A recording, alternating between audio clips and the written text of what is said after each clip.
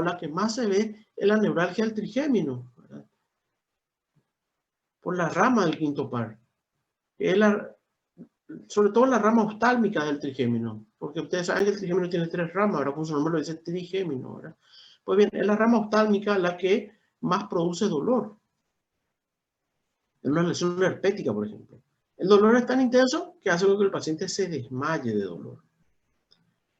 Y también otro, ¿verdad?, mediado por reflejo, es el síndrome del seno carotido. Síndrome del seno carotido que se da, ¿verdad?, por estimulación de la carótida. Estimulación que se puede hacer por el masaje carotido, movimientos circulares de la carótida con que producen el mecanismo fisiopatológico que ya vimos anteriormente, que es esa disminución de la resistencia vascular, pero sobre todo que me produce una disminución del gasto cardíaco. Disminución del gasto cardíaco que en el caso del masaje del seno carotido está dado por una disminución de la frecuencia cardíaca. Disminuye la frecuencia cardíaca, por ende disminuye el gasto cardíaco. Al disminuir el gasto cardíaco, disminuye la hipoperfusión cerebral. Y ahí sobreviene el cuadro de síncope. Ejemplos, o sea, otros ejemplos en el cotidiano, del paciente que no se hace una estimulación carotídea. Paciente que tengan alguna alteración estructural, por ejemplo, a nivel del cuello, simplemente con un movimiento de lateralización, ¿verdad? Girar la cabeza, comprime la carótida y pierde conocimiento. La hipotensión ortostática, que tenemos que hablar de hipotensión ortostática como definición. Es decir, la hipotensión ortostática no es solamente una disminución de la presión arterial cuando el paciente se levanta. Porque para hablar así por definición exacta, y eso ya está en las nuevas guías, ¿verdad?, de hipotensión ortostática, nosotros tenemos que hablar de un descenso de la presión arterial sistólica mayor de 20 milímetros de mercurio o de la diastólica mayor de 10 milímetros de mercurio al cambiar de posición. Es decir, el paciente está encamado, el paciente está acostado en el cúbito dorsal y el paciente se levanta. Si existe una variación, yo le controlo la presión a mi paciente acostado en el cúbito dorsal. Si al levantarse esa presión arterial sistólica bajó más de 20 o la diastólica bajó más de 10 milímetros de mercurio, estoy frente a un cuadro de hipotensión ortostática. Ese control de la presión arterial, ¿verdad?, voy a hacerlo con mi paciente acostado en el cúbito dorsal. Lo voy a hacer cuando se levanta. Lo voy a controlar a los 1 minuto, a los 3 minutos y a los 5 minutos de que el paciente se haya levantado. Que en teoría ya es un tiempo para que esas cifras tensionales vuelvan a su normalidad. Pero si en alguno de esos controles aparece más de 20 milímetros de mercurio, vuelvo a repetir, para la sístole de disminución o de la diástole más de 10 milímetros para disminución, estoy hablando de hipotensión ortostática, entonces por definición. No se olviden de ese detalle. Fármacos. Vamos a ver medicamentos que me pueden producir síncope. Vamos a ver la lista de los fármacos. También aquí tenemos los cuadros de síncope de origen psicógeno. Situaciones de estrés que muchas veces pueden cursar con un cuadro de síncope. Estrés, por ejemplo, como que en las novelas que solía aparecer, por lo menos, no sé, en la boda, en el casamiento, la iglesia se desmayan. Ante una situación de estrés, ¿verdad? El nacimiento de un hijo. Se va el papá y se desmaya en el hospital. Ante un examen oral, ante una entrevista de trabajo. El paciente se desmaya. Causas neurológicas y las causas metabólicas. Patologías que puedan producir alguna alteración metabólica. La diabetes. Descartando todas estas posibilidades, es donde finalmente yo voy a hablar de un síncope desconocido. Doutor, esse psicógeno se dá por pela descarga adrenérgica, no sé. Exactamente, Murilo, exactamente. Esa descarga adrenérgica fisiopatológicamente también se va a reducir entonces en una disminución del gasto cardíaco, va a actuar a nivel de la resistencia vascular periférica y eso conlleva a un descenso nuevamente de la presión, a una hipoperfusión cerebral y finalmente a la pérdida de conocimiento. Generalmente el paciente ya relata que está con las manos frías, ¿verdad? Está sudoroso, comienza a quedarse pálido y de repente se desmaya. O sea, tiene toda la clínica de un paciente que está haciendo, digamos, una hipoperfusión cerebral. Porcentajes. Como yo siempre digo, yo no soy partidario, no soy amante de los porcentajes. ¿Por qué lo pongo aquí en esta diapositiva? Simplemente para ilustrarles a ustedes y para que ustedes, de hecho, no es que memoricen los porcentajes, no. Lo que yo necesito que ustedes entiendan cuáles son los más frecuentes. Es decir, en qué porcentaje yo voy a estar viendo las causas de síncope. ¿Por qué? Porque les puedo decir, bueno, en esta edición del Argente me parecía que 18% de los síncopes eran vasovagales.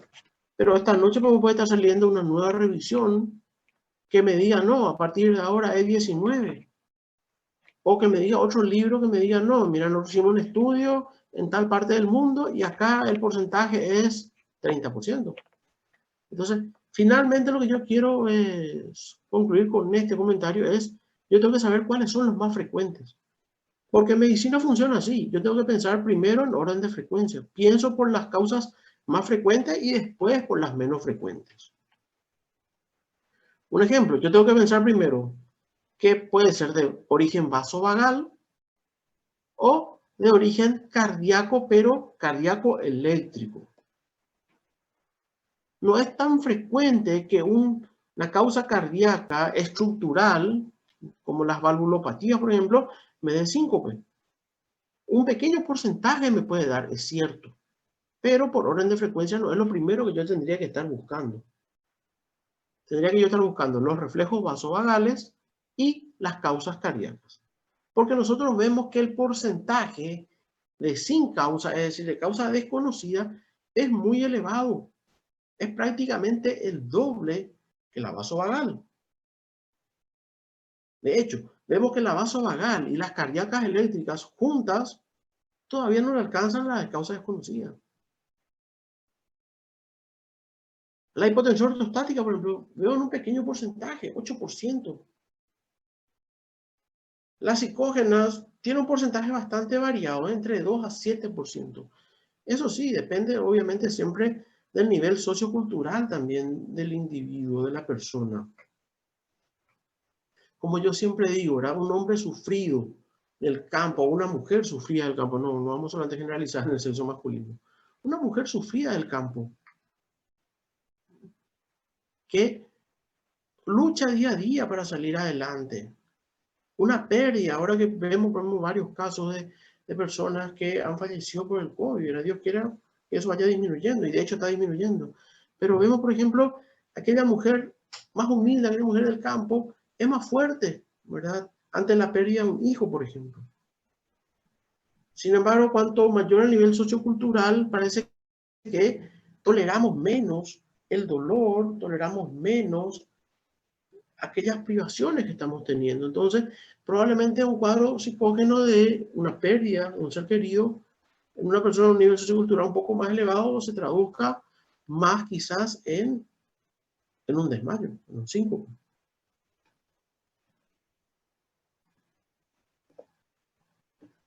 Fundamental diferenciar síncope de los otros procesos que puedan llegar a producir una pérdida transitoria de la conciencia.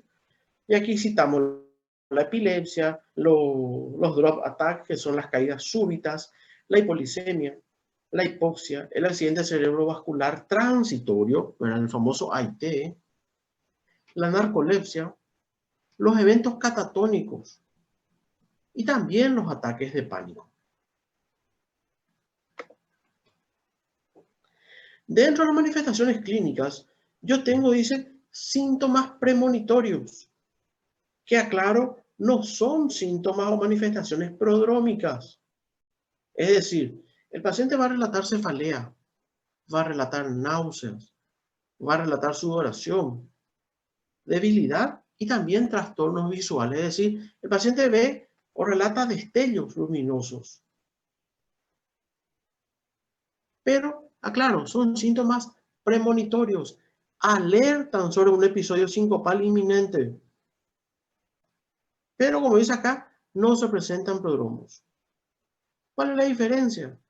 Que los síntomas prodrómicos, el paciente dice, ah, mira, estoy con un cuadro de cefalea, me va a dar mi síncope. Y bueno, él ya se separa así de las cosas que están a su alrededor porque él sabe que se va a caer para no golpearse, o el paciente ya se acomoda porque sabe que va a tener su crisis. No, no le relata o no le da tiempo a tener manifestaciones prodrómicas. El paciente probablemente con síncope, después de que se despierte de su pérdida de conciencia, va a relatar, me estaba doliendo la cabeza. Lo que me acuerdo es que tenía náuseas y después perdí el conocimiento.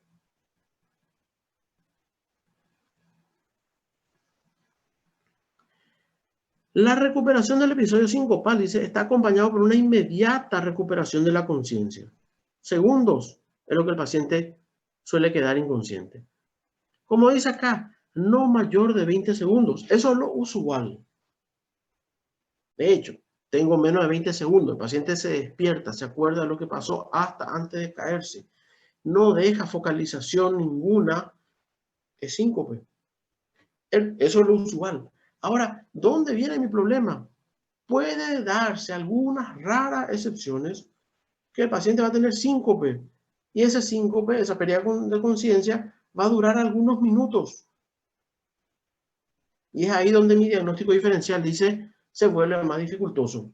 Porque si dura minutos, yo ya me oriento a pensar en un accidente isquémico transitorio. O en una crisis epiléptica. Eso es lo usual, que yo piense en una pérdida de conocimiento, pero en una pérdida de conciencia de minutos. Por orden de frecuencia, entonces nos movemos. El término presíncope o lipotimia es la condición donde el paciente percibe una sensación de que el síncope es inminente. La sintomatología es inespecífica. Se superpone, dice, con las asociadas al verdadero cuadro de síncope. Tengo síntomas o tengo eventos precipitantes en el síncope vasovagal que son el miedo, el dolor, situaciones emocionales extremas, la instrumentación prolongada. Dice, puede ocurrir durante distintas situaciones. En el caso del síncope situacional, como le decía, el paciente se va al baño para orinar, para defecar, o el paciente está tragando algo. O el síncope tusígeno, que es el que vemos ahora cuando el paciente que está tosiendo y de repente se desmaya. Dentro de estos reflejos vasovagales puedo tener, dice, síncope precedido por palpitaciones. Síncope precedido por dolor torácico, dolor tipo anginoso, dolor tipo isquémico, ¿verdad? Un dolor precordial. Que después de eso el paciente se desmaya.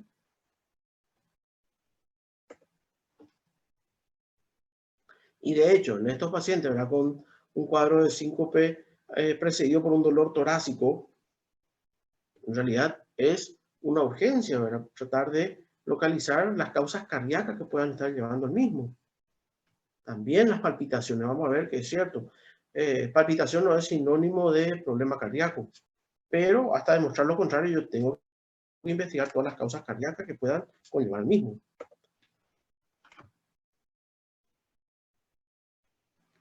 La historia clínica permite hacer el diagnóstico en algunos casos, no en todos, en algunos. En otros, el examen físico me va a orientar a la posible causa. Pero, finalmente, la historia clínica y el examen físico se van a confirmar por medio de estudios complementarios. Y bueno, otra vez repetir, ahora sin hablar de ese porcentaje, en un alto porcentaje de los casos no voy a llegar al diagnóstico etiológico lastimosamente. Ejemplos. Paciente con síncope, con dolor, o paciente con síncope en una situación de pánico, pensar en un síncope vasovagal. Paciente tiene síncope, que estaba en una bipedestación prolongada, síncope vasovagal. Atletas en alto nivel de entrenamiento, que no tenga una cardiopatía de base, pero que presenta un evento de síncope luego del ejercicio, pensar en síncope vasovagal. Síncope que se da durante la micción, durante la defecación, durante la tos, o dice durante la deglución, pensar en síncope situacional. Síncope acompañada por la neuralgia del trigémino, obviamente como su nombre lo dice, era síncope neurogénico con neuralgia. Como le decía, el de la hipersensibilidad al seno carotídeo, con el simple hecho de girar la cabeza, comprimir el seno carotídeo, puede traducirse en un cuadro de síncope. Síncopes que ocurren inmediatamente después de que el paciente se levanta, hipotensión ortostática, teniendo en cuenta la definición ya de hipotensión ortostática que acabamos de decir. Pacientes que tomen medicamentos que puedan producir efectos, dice, proarrítmicos. Medicamentos que me puedan producir vasodilatación. Es decir, acá hablo de proarrítmicos y vasodilatadores, ya estoy hablando de los dos mecanismos fisiopatológicos que conllevan al desarrollo entonces del síncope. Y síncope con cefalea, o más cefalea, pensar siempre en, y que dura varios minutos, pensar en migraña y pensar en convulsiones. La lista de ejemplos sigue, ¿verdad? Vemos, por ejemplo, paciente que tenga pérdida del conocimiento, con vértigo, disartria, diplopía. Yo estaría ya más bien pensando en un accidente isquémico transitorio, en un robo de la subclavia.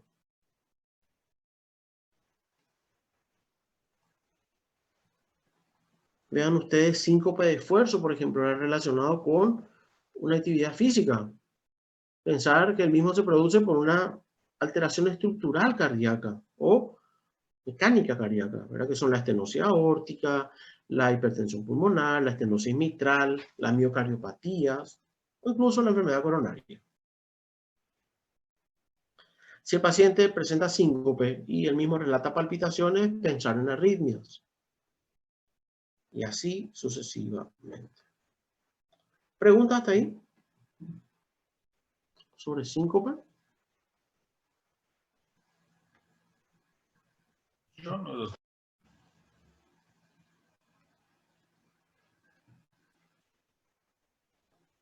¿Alguna duda?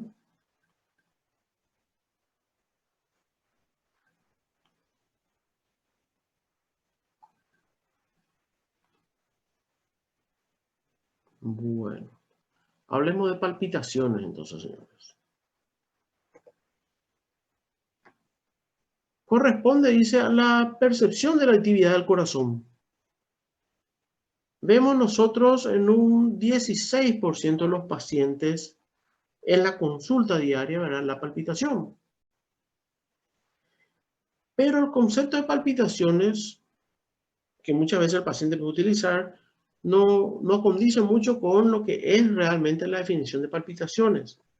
Porque si hablamos de palpitaciones en general, podemos nosotros solamente relacionar con un aumento de la frecuencia respiratoria. Es decir, muchos pacientes de hecho vienen ya diciendo la palabra, vengo porque tengo taquicardia. Y aquí tenemos que aclarar, ¿verdad? Un concepto. Palpitaciones es un síntoma, es una manifestación subjetiva. Sin embargo, si el paciente se ha controlado la frecuencia cardíaca, sí puedo hablar de taquicardia y ahí ya es un signo. Sin embargo, el concepto de palpitaciones se extiende un poco más y no solamente hablamos de frecuencia, sino que hablamos de alteraciones en el ritmo y también en la fuerza de contracción cardíaca. Porque el paciente relatándome golpeteos, aceleración, estremecimiento, irregularidad, detención de los latidos. Muchas veces el paciente dice, doctor, siento como que mi corazón paró, o siento que mi corazón para por momentos.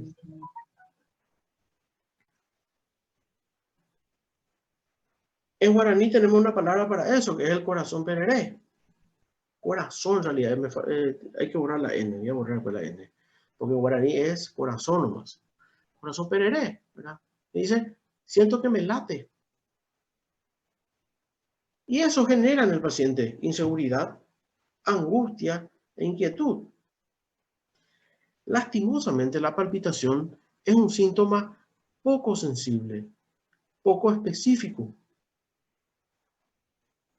Un ejemplo, se ha hecho un estudio de pacientes con palpitaciones, ¿verdad? Dice donde se le había hecho un monitoreo, el electrocardiográfico ambulatorio a un número de pacientes. Y dice, se han detectado arritmias en un 40 a 80% de los pacientes.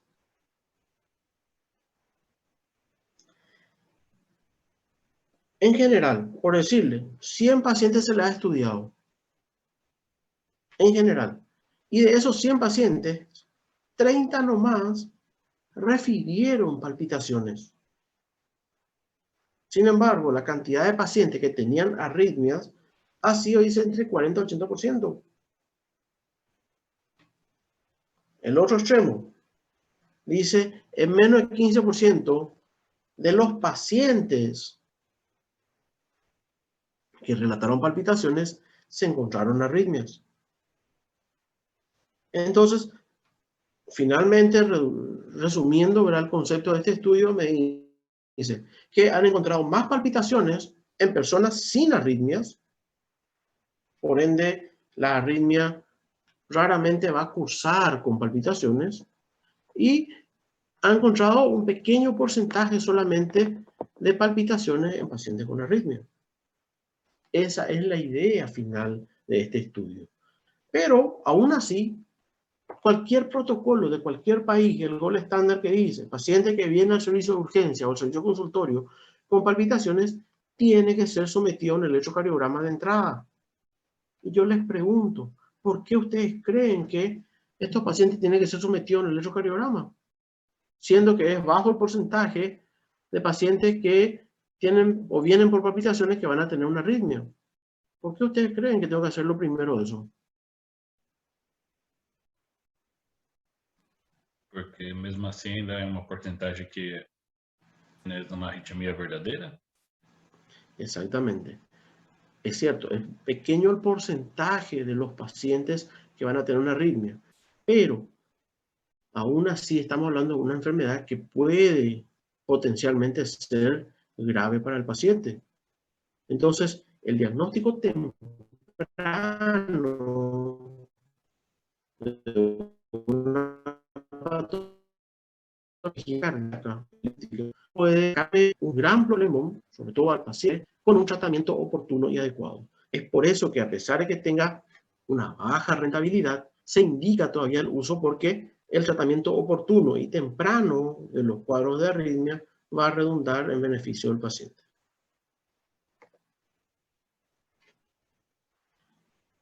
Ya el concepto que dijimos, ¿verdad? La mayor parte de los pacientes con palpitaciones no tienen una enfermedad cardíaca estructural. Las regiones no van a tener arritmia. Eso es lo usual. ¿Cuáles son las causas? Bueno, a pesar de que, como decimos, pequeño el porcentaje de pacientes que van a tener palpitaciones y arritmias, pero aún así son las primeras causas que yo tengo que descartar. Y las causas cardíacas son fibrilación auricular, taquicardia supraventricular, extrasístoles ventriculares, extrasístoles supraventriculares, aleteo auricular, taquicardia ventricular, enfermedad del lóbulo sinusal, y pacientes que tengan marcapasos que sean normofuncionantes o también ya marcapasos disfuncionantes.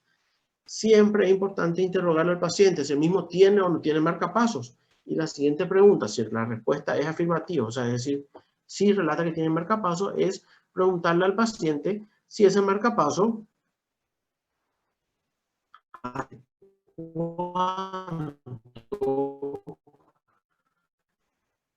siendo calculado, hace cuánto está siendo regulado. Ese es tu caso, señor. Tengo hace 20 años, doctor. ¿Cuándo fue la última vez que su cardiólogo revisó eso? Ah, no, ya tiene 10 años, mi cardiólogo se murió. Y después nadie más tocó. Entonces, son detalles que tenemos que nosotros interrogarle en la historia clínica a nuestro paciente. Pues bien, si yo descarto las causas cardíacas, me pongo a estudiar las demás. Y en orden de importancia, ¿verdad? Las causas psiquiátricas son las que aparecen con mayor frecuencia, que son los trastornos de pánico, la ansiedad, la angustia y también la depresión. Es importante investigar estas causas de palpitaciones en general porque pueden ayudarme o pueden sacarme de muchos problemas si son diagnosticados a tiempo, y para eso tengo que conversar con mi paciente. Tengo que, sobre todo, ganar confianza en mi paciente. Otras palpitaciones, feocromocitoma, cuadros febriles, porque ustedes saben que cada grado de temperatura que aumente, mi frecuencia cardíaca va a aumentar ¿cuánto? A ver, ¿quién me responde eso? 1 grado 10 batimentos. Por cada grado voy a aumentar entre 8 a 10 latidos por minuto. Igual que también el aumento de la frecuencia respiratoria. Por cada grado de fiebre va a aumentar entre 4 a 5 respiraciones por minuto. La anemia, el embarazo, la mastocitosis, la perimenopausia, son causas que pueden producir palpitaciones. Fármacos o medicamentos, beta-adrenérgicos o los beta-2 agonistas. Ustedes estudiaron en farmacología ya los beta-2 agonistas. Grupo farmacológico que produce, dice, una broncodilatación. Solo están dentro de la familia los broncodilatadores. Medicamentos bastante utilizados para el tratamiento de salbutamol. En el Brasil usan otro, no es tanto el salbutamol, es el... ¿Cómo era? El que usaban en Brasil, el fenoterol. Velotec. Sí, nombre comercial Velotec. Exactamente. Producen muchas palpitaciones.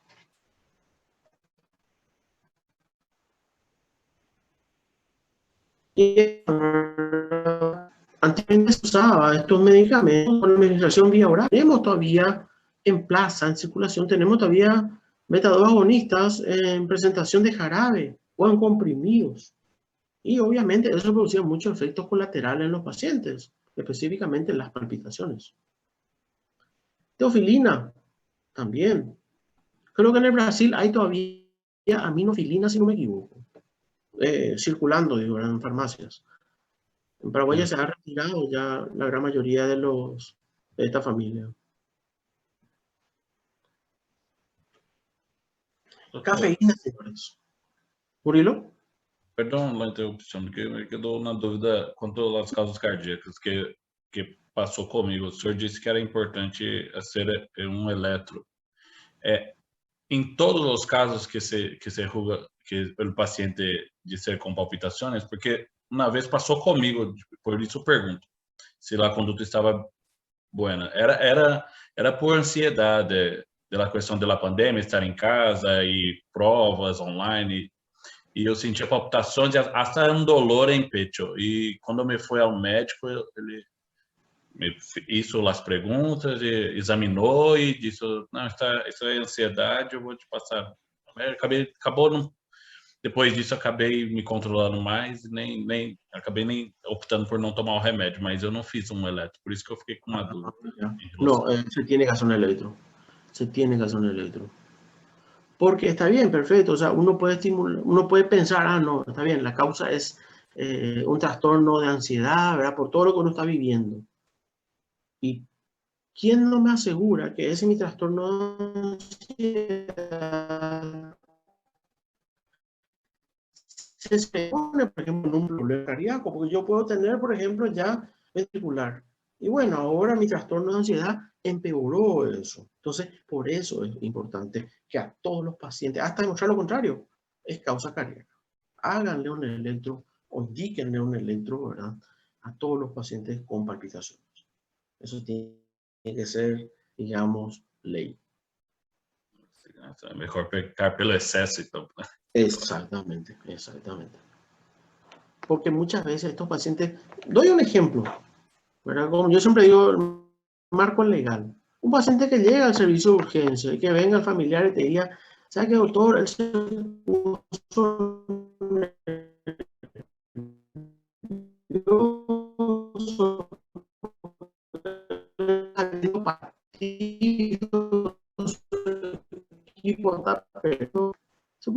eso no más. Pero él le suele luego dar este remedio, anda a tu casa y descansa. Y al salir a la puerta del consultorio, muerte súbita. El paciente se muere. Usted piensa que el familiar va a decir, ah, no, yo luego le dije al doctor que no era nada. Va a cambiar totalmente y va a decir, ¿cómo el doctor le largó así? Y cuando vienen los problemas médicos legales, me van a decir, ¿dónde está el electro, doctor, de tu paciente con palpitaciones? Y no hice porque el familiar me dijo que era ansiedad, señor juez. No, cola, parchulla. Entonces, por eso les digo, todo protocolo tiene que incluir el electrocardiograma de entrada en un paciente con palpitaciones. O sí o sí.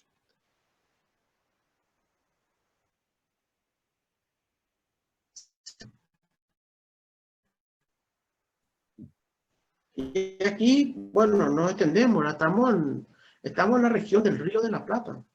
Consumo de yerba mate para el tereré, para el mate, para el cimarrón, para el cocido. La yerba mate, bebida estimulante. Alcohol, nicotina. Interroguen sobre los hábitos tabáquicos de su paciente. Pregunten si el paciente fuma, porque la nicotina me va a producir palpitaciones. Anfetaminas. Muchas veces es difícil que el paciente relate, por ejemplo, que está queriendo perder peso y está tomando medicamentos escondidos para adelgazar. Yo no sé por qué a la gente todavía le incluye a cocaína dentro del fármaco. Eso es algo que todavía no logro yo asimilar. Pero bueno, ellos relatan cocaína. Perfecto. Drogas. Lo que sí, acá creo que Argentina obviamente no está actualizado a los tiempos modernos, ¿verdad? Yo les pregunto, ¿qué otra sustancia yo tendría que interrogarle acá a mi paciente? Que es algo que, digamos, forma parte ya de los ambientes, no solamente personas jóvenes, adultos también ya consumen mucho.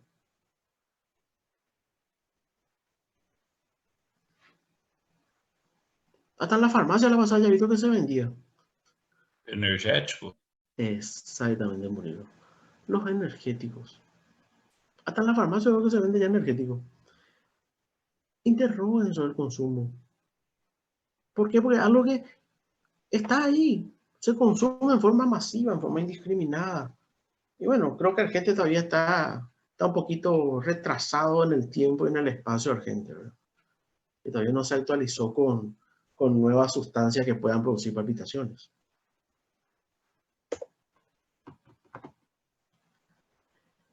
Las palpitaciones pueden ser normales, depender de una arritmia subyacente, como les decía anteriormente. A menudo, lo usual, los pacientes con arritmia o no tienen palpitación o refieren otros síntomas. Disnea, dolor anginoso, oral, dolor torácico, síncope. O peor, ¿verdad? Solamente ya debutan con una muerte súbita. Tener en cuenta que las causas de palpitaciones son variadas, son múltiples. Dice, algunos individuos pueden experimentar síntomas muy molestos durante el episodio inocente de la taquicardia sinusal. Otros pueden ser asintomáticos hasta el momento que viene a consultar y simplemente ya debuta con una muerte súbita. Por eso es tan variado la posibilidad de datos de palpitaciones, razón por la cual se insiste en el electrocardiograma. El enfoque diagnóstico, examen físico y electrocardiograma. Elementos de mayor utilidad para un paciente, entonces, con un cuadro de palpitaciones.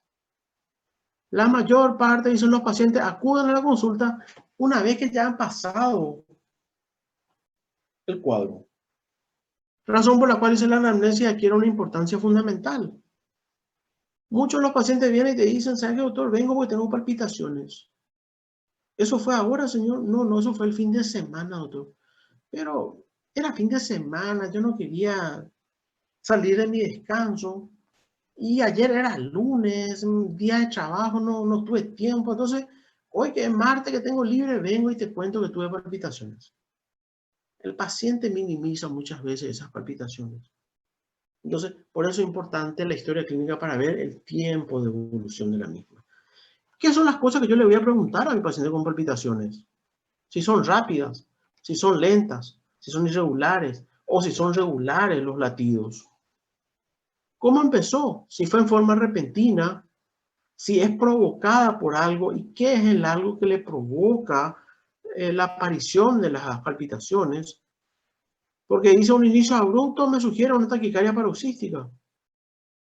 Sin embargo, un inicio ya paulatino, es decir, más progresivo, más lento, me habla de una taquicardia supraventricular o incluso una taquicardia ventricular, que está relacionado con el esfuerzo físico, con el ejercicio. Preguntar cómo terminó. Una terminación súbita, abrupta, me sugiere una taquicardia paroxística supraventricular. Otro dato que tengo que preguntarle al paciente, si él mismo puede poner fin. Es decir, el paciente relata palpitaciones, pero dice, me pasa después que tengo un cuadro de tos. O me pasa después de una maniobra valsalva, que obviamente el paciente no me va a decir maniobra valsalva, me va a decir, me pasa después que me fui al baño. O me pasa después que yo atajé la respiración por algunos segundos, una apnea. Me sugiere una taquicardia paroxística supraventricular. Saber cuánto tiempo dura. Saber con qué frecuencia aparece, si es diario, si es semanal, si es mensual. Y si tiene algún predominio horario, también es importante saberlo. Ah, no, el mío solamente aparece a la noche, doctor. A la noche. ¿Pero qué hace a la noche? No, y a la noche es cuando vuelvo a casa, ¿verdad? Y bueno, vivo yo solo con mi gato y no me alegro. Puede ser la condicionante. Hablamos de un síncope, pero de una palpitación psicógena probablemente. Otros me pueden decir, no, mira, es a la mañana. Porque yo salgo a mi casa, me voy a mi trabajo. ¿Y cuál es tu rutina en tu trabajo? No, yo llego y tomo una taza de café. Perfecto. Y después de una hora, tomo otra taza de café. Un exceso de cafeína probablemente en el ambiente laboral que está condicionando la aparición de palpitaciones. Y el resto del día, a la tarde, ya estoy yo por casa, ya estoy más tranquilo, ahí ya no tengo palpitaciones. ¿Tomás café? No, café solo tomo en mi trabajo. Entonces, interrogar esos datos. Fármacos, como les decía, los beta-2 agonistas, el caso del salbutamol, amitriptilina utilizado mucho para el dolor, la teofilina también utilizado para los cuadros bronquiales, antiguamente, hoy en día se trata de dejar de lado. Medicamentos antihipertensivos, antagonistas canales de calcio, los antagonistas de los receptores de la aldosterona, la eritromicina, antibióticos que pertenecen a la familia de los macrólidos, quinolonas, que es una familia de antibióticos, ¿verdad? Ejemplificado, por ejemplo, por la ciprofloxacina. Y hoy en día lo que estamos viendo más casos de palpitaciones es por un primo hermano de la ciprofloxacina, que es la levofloxacina y la moxifloxacina, que tuvieron su uso, digamos, en forma indiscriminada ahora con el tema de la pandemia. Mucha gente se ha automedicado, por ejemplo, con quinolonas. Medicamentos neurolépticos, antidepresivos, también me pueden producir palpitaciones. Estimulantes, investigar los hábitos tóxicos, alcohol, cafeína, bebidas energéticas, como dijeron ya ustedes, consumo de drogas, lícitas e ilícitas, que me pueden provocar arritmias. Preguntarles si interfiere en la actividad habitual y en qué forma. Preguntar si necesita sentarse o acostarse el paciente para que le pase las palpitaciones. Preguntar si las palpitaciones le causan mareo, angustia, temor, ansiedad, si le lleva a una pérdida de conciencia o si le lleva a un dolor torácico, un dolor anginoso. Interrogar si las palpitaciones tienen relación con el ejercicio, si aparecen con el ejercicio inmediatamente después. Si se asocian con disnea, con dolor torácico, también es importante determinar esas características. Antecedentes previos, ¿verdad? Historia previa de cuadros de arritmia, fibrilación, hipertensión, insuficiencia cardíaca, alguna enfermedad coronaria, alguna enfermedad valvular, insuficiencia o estenosis, antecedentes de diabetes, de obesidad, de apnea del sueño o alteraciones de la tiroides, ¿verdad? Una hiperfunción de la tiroides, que es la tirotoxicosis por hipertiroidismo. Antecedentes patológicos familiares. Aquí es importante interrogar antecedentes de muerte súbita en la familia.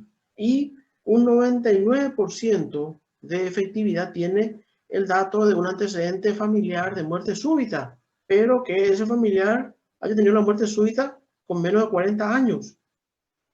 Es casi seguro que estoy hablando de una enfermedad cardíaca de tipo hereditaria. Entonces, es alto el porcentaje de que otros miembros de la familia también tengan esa cardiopatía hereditaria y por ende pueda conllevar a la muerte súbita también. Entonces, ese es el punto de corte, ¿verdad? 40 años o menos.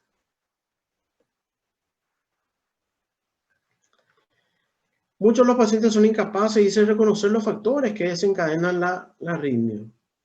Interrogar, y no me canso de decir eso, los hábitos del paciente. Consumo de alcohol, tabaco, medicamentos. Es importante preguntar, dice, si aparecen en actividades cotidianas o durante el reposo.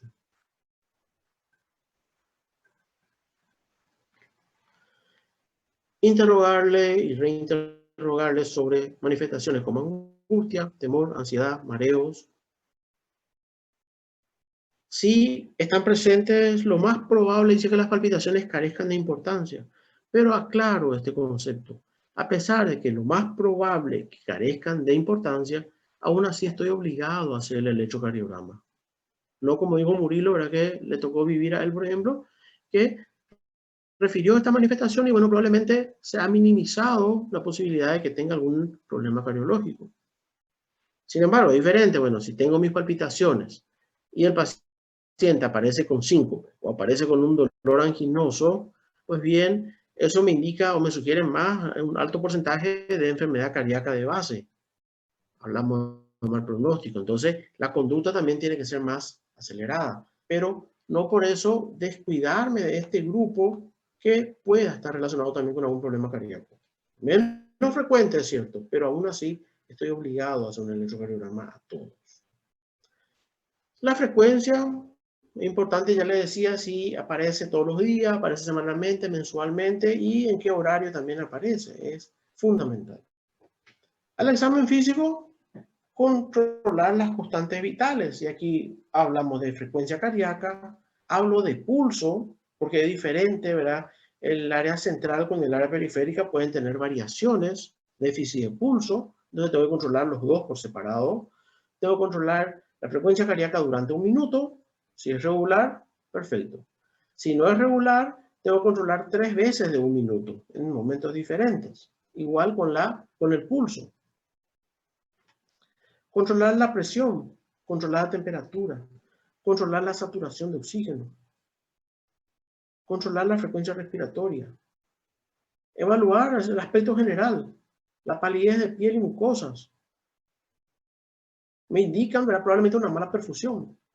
Buscar signos de insuficiencia cardíaca, ingurgitación yugular, edema de miembros inferiores, bilateral, simétrico, ascendente, que deja signo Godet. Vimos en la clase pasada.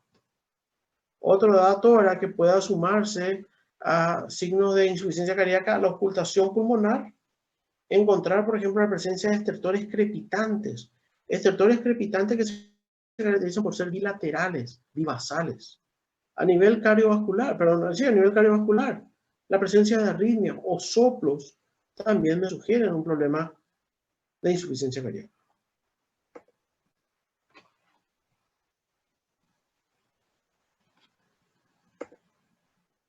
Sobre el pulso, bueno, sobre el pulso venoso no vamos a hablar ahora, nos vamos a tener en el examen del pulso venoso y el pulso arterial, porque hay una clase que vamos a hablar solamente del examen del pulso arterial y del pulso venoso, que en semiología médica, la semiología que le decimos al pulso es el AFRITAF, desde la anatomía, ¿verdad?, de la aparición hasta la forma que va a tener el pulso. Hablamos de la regularidad, hablamos de la intensidad. En ese momento vamos a ver eso cuando entremos a la unidad cardiovascular específicamente.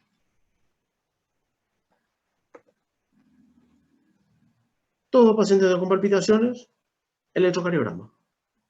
O sí, o sí. Vean ustedes, la lista es amplia de hallazgos que yo puedo encontrar en un electrocardiograma de estos pacientes. Y bueno, resumiendo, son síntomas frecuentes de consulta, lastimosamente poco sensible y poco específico, con múltiples etiologías, incluyen un grupo de origen cardíaco, y eso me basta para justificar que a todos les voy a tener que hacer un electro. La adecuada anamnesis, el electrocardiograma basal, un registro electrocardiográfico en un paciente ya internado, que tengo que hacerlo en forma diaria. El tratamiento va a estar, dice, en relación con la causa de base, es decir, para que mis palpitaciones desaparezcan o yo pueda tratar mi palpitación, yo tengo que tratar la enfermedad que le está causando la palpitación. Si es una patología cardíaca estructural, lo hago. Si es una patología cardíaca de ritmo, trato eso. Si es una patología como el caso de la tirotoxicosis, pues bien, voy a tratar la tiroides primero. Si es una crisis de pánico, voy a tratar la crisis de pánico. Eso es lo inicial o lo fundamental. ¿Preguntas hasta ahí?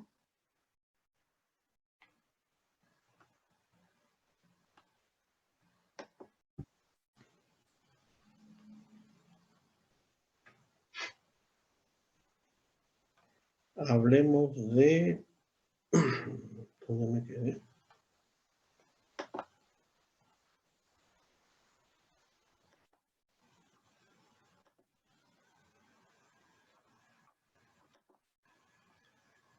Astenia.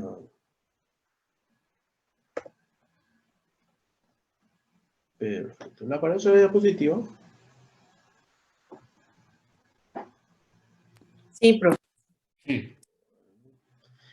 Hablemos de astenia. La astenia es uno de los grandes problemas, digamos, yo creo que del mundo actual. El cansancio que muchas veces nos relatan nuestros pacientes corresponde a unos motivos bastante usuales ya de consulta. Y de hecho vemos nosotros que en los países del primer mundo va cobrando más notoriedad, digamos, en el consultorio, ni siquiera consultorio especializado, el consultorio de los servicios de atención primaria de salud. Un ejemplo les doy es España, donde vemos nosotros que los casos de consulta por cansancio corresponden ya hoy en día a una tercera parte, es decir, 33% de las consultas en los servicios de atención primaria de salud, los famosos puestos de salud, ¿verdad?, de los barrios, corresponden ya a cansancio. Entonces estamos hablando de un grupo bastante frecuente ya de motivo de consulta que tiene que llamarnos la atención, ¿verdad?, de qué es lo que está ocurriendo para que nuestros pacientes relaten eso como motivo. ¿Cuál es el inconveniente, verdad? El problema es que el paciente va a utilizar términos como cansancio, fatiga, pero vimos eso también en disnea, que el paciente me puede relatar la disnea como un cansancio. Entonces, es obligación del médico, como dice acá, interpretar con una precisión a qué el paciente se refiere. nosotros vamos a ver, ¿verdad? Pero el paciente no. Entonces es nuestra labor poder identificar a qué específicamente él se refiere al hablar de cansancio, fatiga, astenia, debilidad. Son todos términos que nosotros somos los que tenemos que manejar. Cansancio corresponde a la disminución de las fuerzas.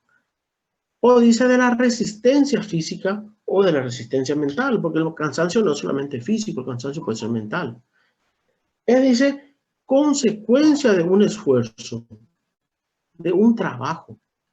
Consecuencia, dice, de una tensión que puede ser en forma intensa o en forma prolongada.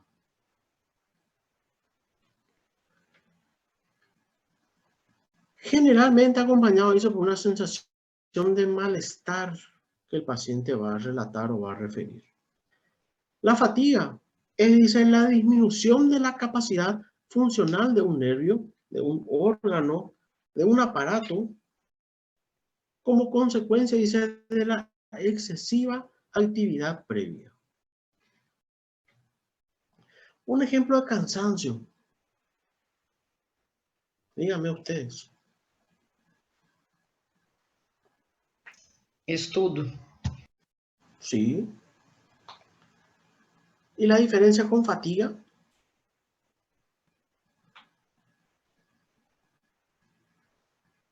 Creo que es questão del músculo, alguna cosa así. Acá habla de nervio, órgano, aparato, ¿verdad? Músculo. Puede haber también una fatiga mental. Ya que usted dio el ejemplo de cansancio por el...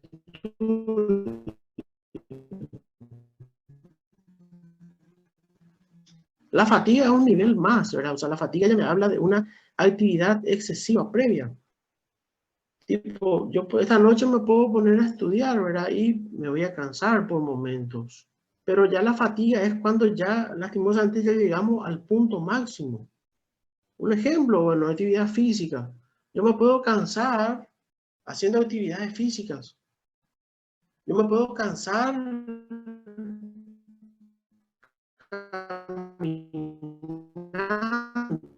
pero esta sobreviene de la actividad que yo estoy realizando. Entonces, la fatiga es un paso más del cansancio. Un paso más. La astenia se va a definir como la sensación subjetiva, por eso hablamos de un síntoma, de incapacidad para llevar a cabo, dicen, los actos de la vida normal diaria. Muchas veces se usó concepto de fatiga, debilidad, como sinónimo de astenia, y no está bien eso está mal, y vamos a entender hoy el por qué. La fatiga implica, dice, la aparición precoz de cansancio una vez iniciada la actividad física habitual. La astenia, dice, es una sensación de cansancio previo. Doy un ejemplo. Yo me puedo fatigar subiendo escaleras por el esfuerzo que estoy haciendo. Yo me puedo fatigar por barrer o por limpiar la casa. Digo, mira, empecé a barrer, barrí 2 dormitorios, barrí el baño, estoy fatigado, ya no consigo completar lo que yo inicié. Diferenciar de la astenia, porque la astenia, sin embargo, es, dice, la sensación de cansancio sin realizar la actividad. Estoy cansado para barrer. Perfecto, pero... Doutor, Sí, Bárbara. a astenia seria, por exemplo, eu acordo e já me sinto cansada. Exactamente. Exactamente. Brillante el ejemplo. O sonho não é necessário para descansar a parte do meu corpo, tanto físico quanto mental. Exactamente. El paciente con astenia, de hecho, él amanece más cansado de lo que se fue a acostarse. Ese paciente con astenia, que tipo, amanece y mira así y dice, ay, meu Dios, amaneció. Ah, la pucha, estoy cansado, no me quiero ir a trabajar, no me quiero ir a la facultad porque me siento cansado. Ese es el asténico.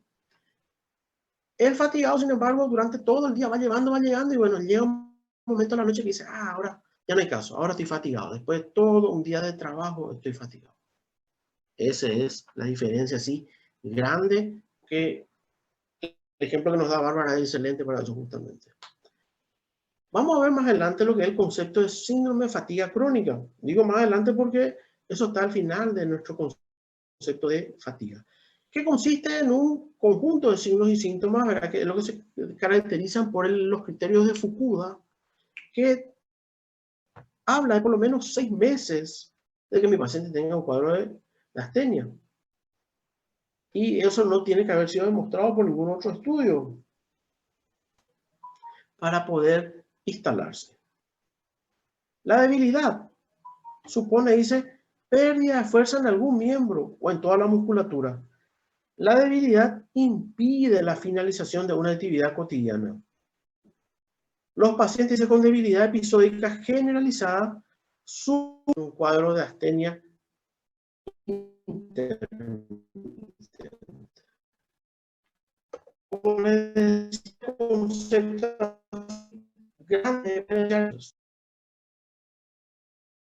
Fatiga como cansancio que se produce después de un esfuerzo. Y la astenia, la fatiga que se genera, dice, sin realizar el esfuerzo. Doctor, yo estuve estudiando toda la noche. Estoy fatigado, estoy cansado de haber estudiado. Perfecto, eso es fatiga. Ahora que me digan, ¿sabe qué, doctor? Yo no consigo estudiar porque estoy cansado. Pero ya empezaste a estudiar. No empecé. Mi libro está ya guardadito, con el plástico, todavía con la envoltura todavía, porque me siento cansado. Eso es astenia.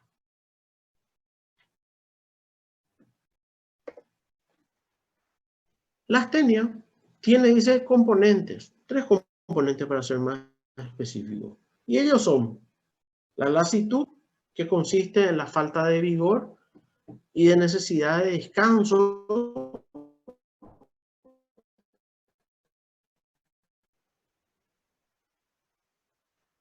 Prácticamente no producían cansancio. Debilidad generalizada, que dice el doctor, no voy a conseguir hacer, no voy a conseguir subir la escalera. Y la fatiga mental se traduce en alteración de la concentración, pérdida de memoria a corto plazo y también dice la habilidad emocional precoz. El paciente alterna llanto con alegría extrema. Todo esto que le estoy comentando, le estoy citando, a más de uno ya nos habrá pasado en algún momento en nuestras vidas. De hecho, el estudiante de medicina probablemente, sin desmeritar a todas las otras profesiones, pero probablemente el estudiante de medicina sea el que más ha experimentado cuadros de astenia durante su periodo de formación. Tener que retener mucha información, tener que estar expuesto expuesto a grandes tensiones, de la presión social que existe, la presión familiar que existe. Ah, no, mi hijo va a ser médico, tiene que formarse ya, ¿verdad? Entonces, todo eso influye mucho a que los cuadros de astenia se manifiesten más todavía. Tenía un alumno que me decía, doctor, yo del primer curso, del primer año de medicina, ya venían en casa y me decían, tengo. Yo era estudiante del primer año, me decía un alumno una vez, ¿verdad? Me decía, yo anatomía apenas sabía, pero ya vienen los parientes, ya vienen los vecinos y te dicen, mira, me duele acá, me duele allá, o tengo esto, tengo lo otro, y vos tenés que saber, vos sos estudiante, ¿verdad? Entonces, ya una forma indirecta que ya comienza esa presión social, presión familiar sobre el estudiante de medicina. Entonces, son cosas que siempre entran a influenciar muchísimo en los cuadros de astenia. En portugués, yo creo que el término más apropiado es preguiça, ¿verdad? En el guaraní nosotros decimos un caigüe, también puede ser, ¿verdad? Término que va mucho con la astenia. Se percibe y se expresa a través del sistema nervioso central y el cuadro de astenia. Es un sistema complejo, dice, abarca simultáneamente tanto lo físico como lo psíquico.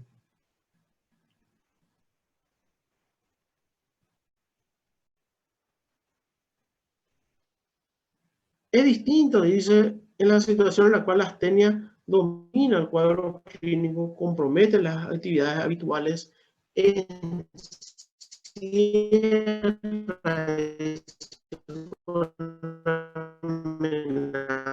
enfermedades potencialmente. Todas experimentan astenia. Y que me diga, yo nunca tuve astenia, o me está mintiendo, o bueno, vivió en un paraíso hasta el momento, pero en algún momento de su vida sí lo va a presentar un cuadro de astenia. Es usual. Pero bueno, dentro de todo eso, que sea usual y todo, existe un grupo que está más expuesto a través del cuadro de astenia, y son las mujeres. Mujeres, dice, entre 30 y 40 años de edad. Ahora,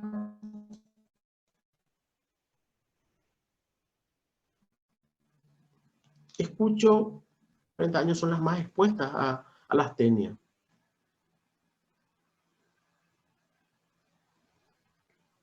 Doutor, não sei se solo o meu, pero está entrecortado las últimas frases, yo no entiendo. Ah, ya, perdón. No, yo decía, ahora vemos nosotros los cuadros de astenia que tienen una mayor frecuencia en mujeres entre 30 y 40 años de edad. Y mi pregunta va para ustedes de ¿por qué ustedes creen que las mujeres entre 30 y 40 años son las que tienen mayor probabilidad de desarrollar un cuadro de astenia? Creio pela sobrecarga de funções. Bárbara, brillante como siempre.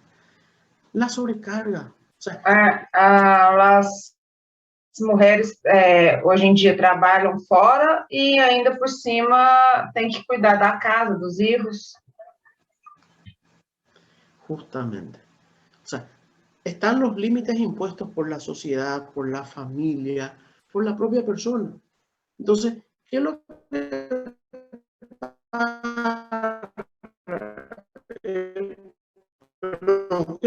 que pasa? Social.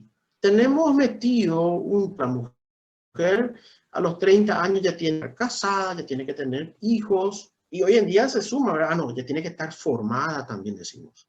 Y ahí es donde sobreviene esa presión sobre la mujer entre 30 y 40 años. Porque también con la liberación femenina, con la igualdad de condiciones que pidieron las mujeres, que fue lo que hizo la sociedad, que hicieron los hombres, la sociedad en general. Bueno, en cada condición, el varón y la mujer también va a trabajar, porque si no también no nos alcanza a fin de mes. Pero, ¿cuál es el problema? Que llega la culminación del trabajo laboral del hombre, él mismo llega en casa y descansa. Y sin embargo, la mujer no, porque la mujer, aparte de que trabaja afuera, todavía es mamá. Y aparte de mamá, tiene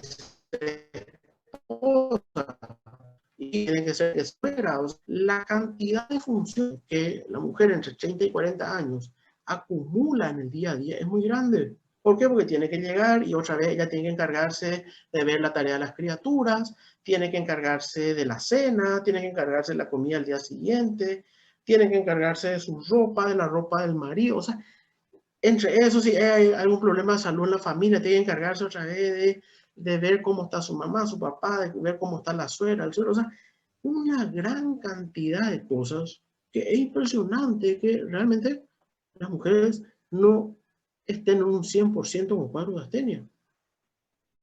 Y esos números que yo les decía de 33% de la población de los motivos consulta, es en países del primer mundo, España. Yo no me animo ni a tirar un número en nuestros países, ¿verdad? Como Brasil y Paraguay, donde existe todavía una gran desigualdad, donde probablemente la mujer trabaja la misma cantidad de horas que el varón, pero gana menos. Y con una exigencia laboral mucho mayor, para que pueda ir ganando su espacio. Entonces, terrible la situación realmente si nos ponemos a analizar. Solo de pensar a mí ya me da palpitaciones, no sé a ustedes. Vean ustedes la cantidad de causas que me puedan dar a mí cuadros de astenia. Lo dividimos en dos grandes grupos, ¿verdad? Las entidades orgánicas y las entidades o trastornos psicosociales. Obviamente, otra vez, hay un tercer grupo que son las de entidades indeterminadas, es decir, aquello que yo no sé. Que corresponde, dice, a un tercio. Este grupo de 3 enfermedades que vemos acá, de los trastornos psicosociales, corresponden al grupo de enfermedades emergentes. Esa sobreexigencia psicológica, social, familiar, ¿verdad? Aquellas enfermedades crónicas en la familia o alguna pérdida que hayamos tenido, una situación de duelo. Situaciones familiares de separación, mudanza, pérdida de empleo, jubilaciones, independencia de los hijos. Son situaciones que llevan a trastornos psicosociales que acentúan el cuadro de astenia. Y hoy en día tenemos un subgrupo subgrupo etario, ¿verdad? De edad, que están experimentando mucho los cuadros de astenia psicógena o psicosociales, que son los niños y los adolescentes. Porque vivimos en un mundo globalizado. Entonces, donde el niño asimila mucho la separación de los padres y eso genera en él astenia, porque atrás de esa separación, bueno, uno de los padres se tiene que mudar, bueno, tiene la tendencia del hijo, el niño tiene que ir de escuela, eso ya conlleva social, tiene que cambiar su entorno de amigos, tiene que mudarse a otra ciudad, empezar todo de nuevo prácticamente. Entre eso, otra vez, tiene que ir muchas veces sufrir bullying en una determinada escuela, ¿verdad? Nueva, si es que el niño tiene algún trastorno, algún problema de salud, o si tiene algún ejemplo, como decir, situaciones de malas notas en la escuela, todo eso ayuda a que empeoren los cuadros de astenia, entonces, en ese grupo que estamos viendo nosotros, que es un grupo emergente también de casos de astenia en niños y adolescentes. Es el mayor porcentaje de los casos. Sin embargo, ustedes ven acá, hay como 52.000 patologías acá que pueden entrar dentro de las causas orgánicas. Felizmente, esto corresponde a un menor porcentaje de todas. Pero vean ustedes, enfermedades cardiovasculares. O sea, yo puedo tener astenia por insuficiencia cardíaca, puedo tener astenia por una vasculopatía, puedo tener por tumores. Es usual, pacientes con tumores, ¿verdad?, que puedan tener cuadros de astenia. Enfermedades infecciosas, tuberculosis, VIH, enfermedades crónicas, ¿verdad?, que me puedan conllevar al desarrollo de astenia. Las enfermedades reumatoideas, las enfermedades colagénicas, el hipertiroidismo o el hipotiroidismo, también. La diabetes, la anemia, Parkinson, enfermedades neurológicas en general, ¿verdad? Parkinson. Consumo de fármacos que me pueden llevar a cuadros de astenia, antihistamínicos, antihipertensivos, antiinflamatorios no esteroideos, sedantes, anticonvulsivantes. El alcohol, señores. Ah, no, voy a tomar para alegrarme. Perfecto. Pero yo sé la diferencia, o sé el momento de que aquel alcohol que yo consumí, que me va a pasar un estado de euforia, me va a pasar un estado de depresión, de astenia, profunda y marcada. Essa de vacuna. ¿Cómo? Hoy tomé la segunda dosis de la vacuna y estoy así ahora. Ahí está. Son situaciones que experimentamos, ¿verdad? La vez pasada, cuando creo que la gran mayoría de los estudiantes de la facultad se habían puesto esa dosis única que era de la Janssen, fue un domingo, ¿verdad?, que fue muy chirado, todo el mundo se va a ponerse. Lunes, yo tuve una ausencia total, tuve yo, ¿verdad?, por el cuadro de astenia. Total, güey. Tuve que suspender yo mi clase un lunes por culpa de eso. Porque nadie estaba, dice, en condiciones de asistir a mi clase. Pero acontece. El paciente asténico Tiene, dice, una actitud pasiva. Disminuye la iniciativa. Se agota rápidamente. La dificultad psicofísica que experimenta, dice, aún para pequeños esfuerzos, le va provocando, dice, un progresivo aislamiento. Le provoca un desinterés en los hechos de la vida cotidiana. Las facies, los gestos, me hablan ya de un desgano antes que las palabras. Aquel que vos le decís, fulano, vamos a hacer tal cosa.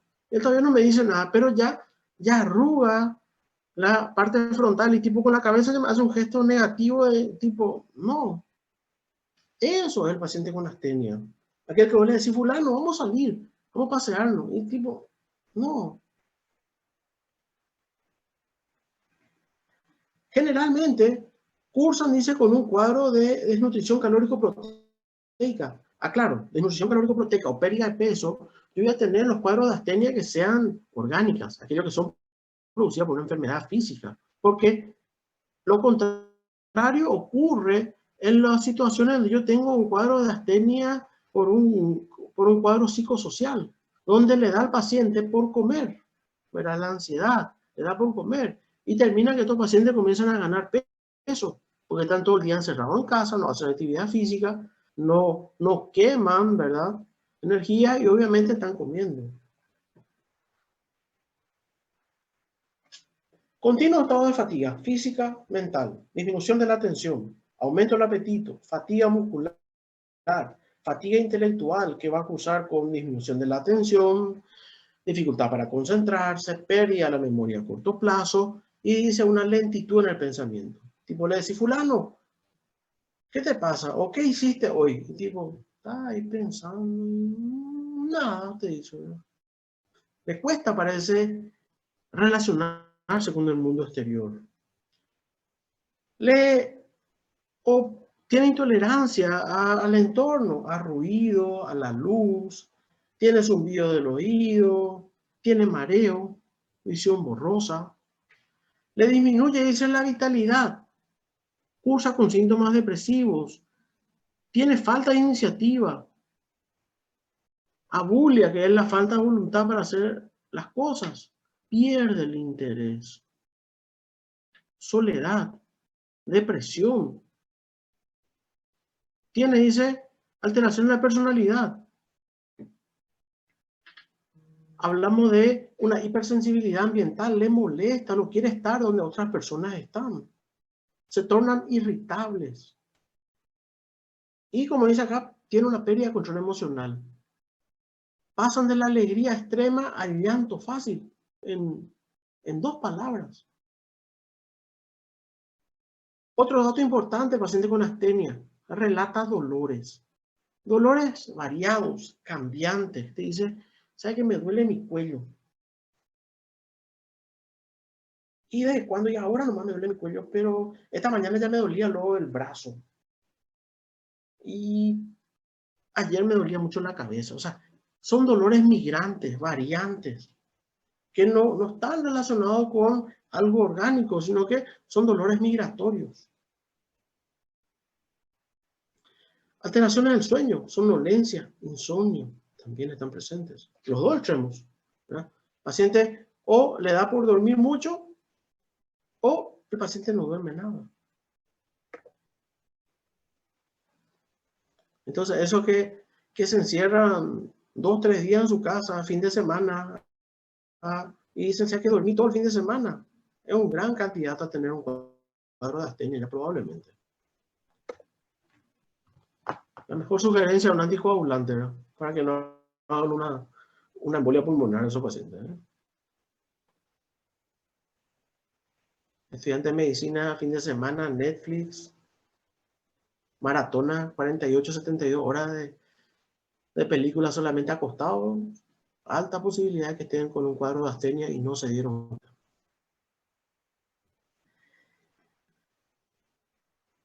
Anamnesis, examen físico, exámenes complementarios, dice, en este paso se tiene que intentar precisar el criterio clínico que aparece en la astenia.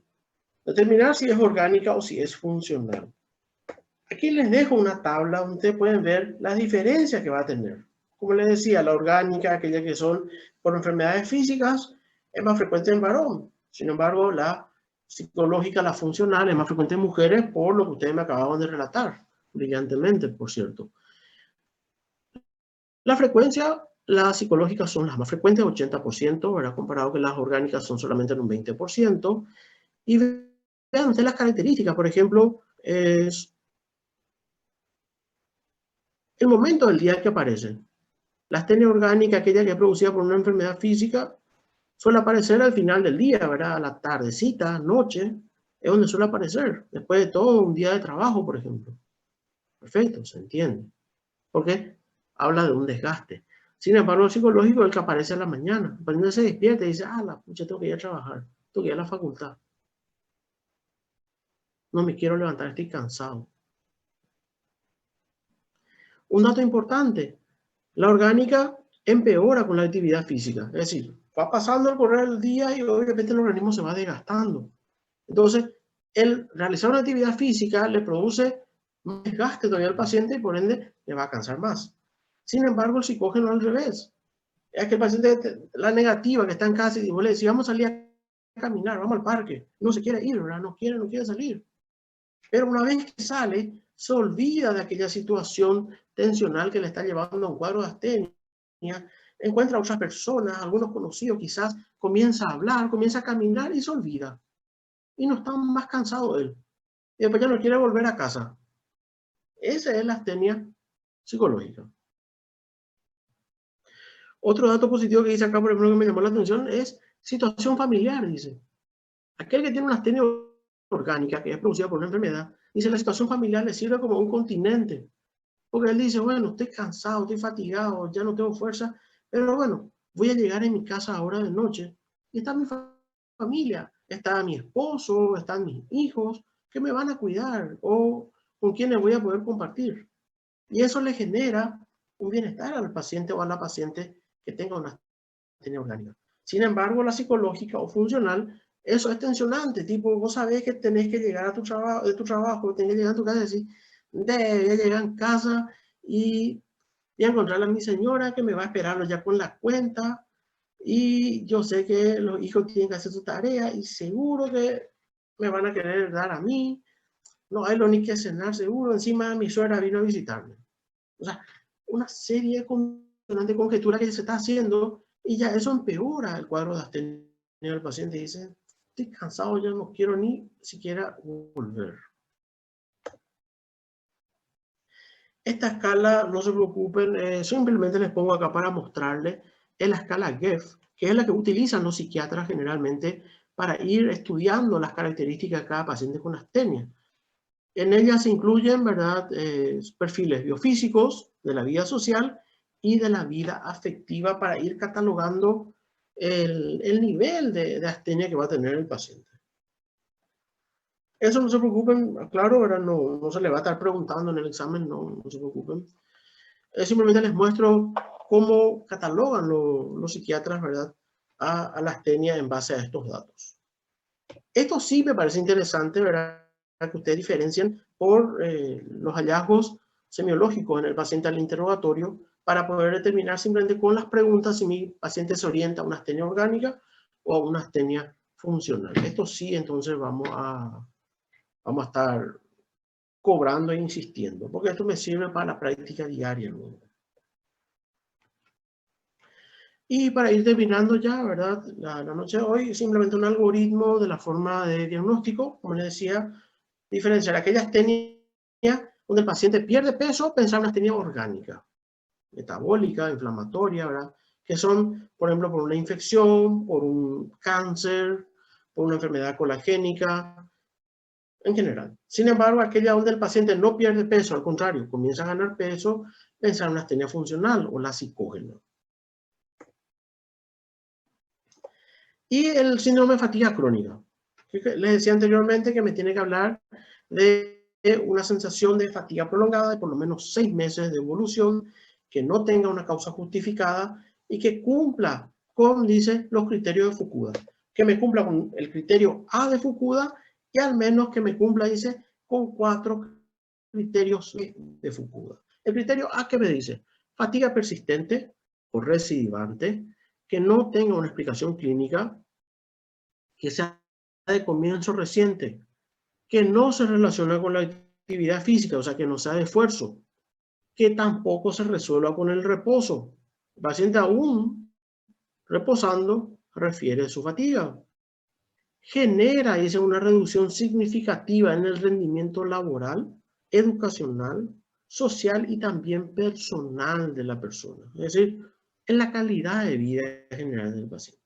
Ese dato, más 4 de los que voy a citarles, que son dificultad en la memoria a corto plazo, dificultad en la concentración, odinofagia, dificultad para tragar, o dolor para tragar, mejor dicho.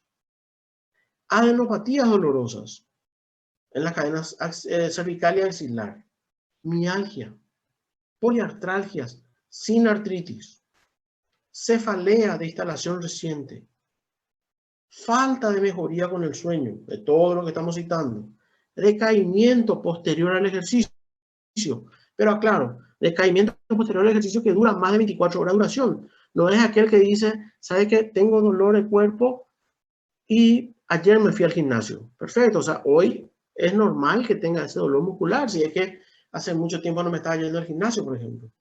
Sin embargo, hay que me diga, ¿sabe que me fui al gimnasio el viernes pasado y hoy me duele todavía el cuerpo? Eso ya es un cuadro que entra para caracterizar entonces a un criterio Fukuda.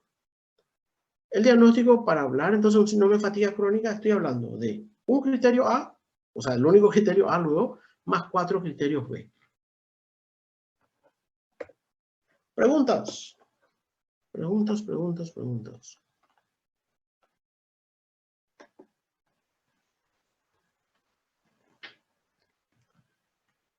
Yo no, doctor.